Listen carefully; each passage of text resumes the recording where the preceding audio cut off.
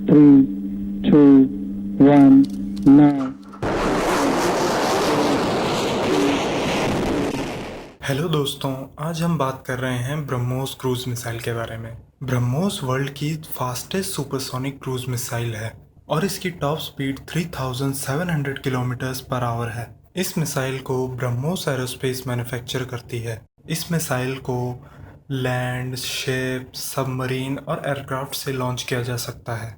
BrahMos missile का नाम भारत की ब्रह्मपुत्र और रशिया की मॉस्कोवा नदी के नामों को मिलाकर बनाया गया है।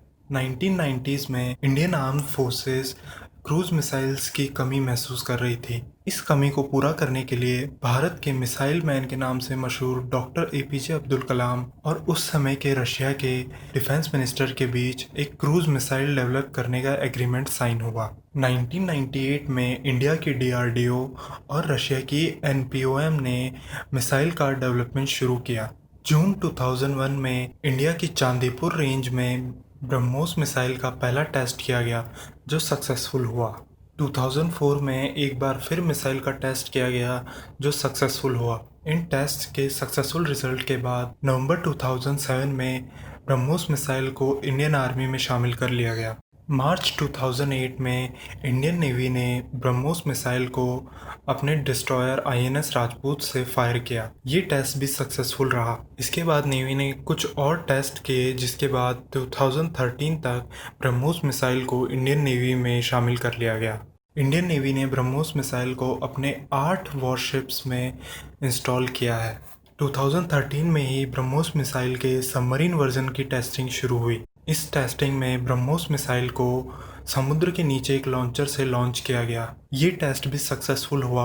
2009 में ब्रह्मोस मिसाइल को नई टेक्नोलॉजी के साथ टेस्ट किया गया।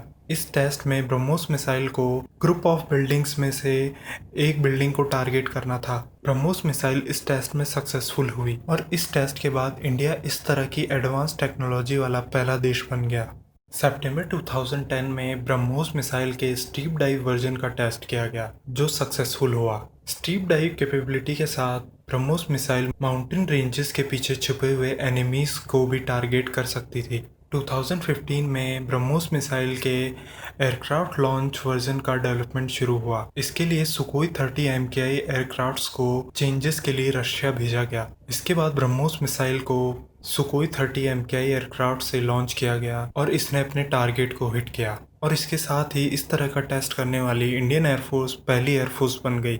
2016 में इंडिया MTCR यानी मिसाइल टेक्नोलॉजी कंट्रोल रिजिमी का मेंबर बन गया, जिसके बाद ब्रह्मोस मिसाइल की रेंज को 400 से 600 किलोमीटर तक बढ़ाया जा सकता था।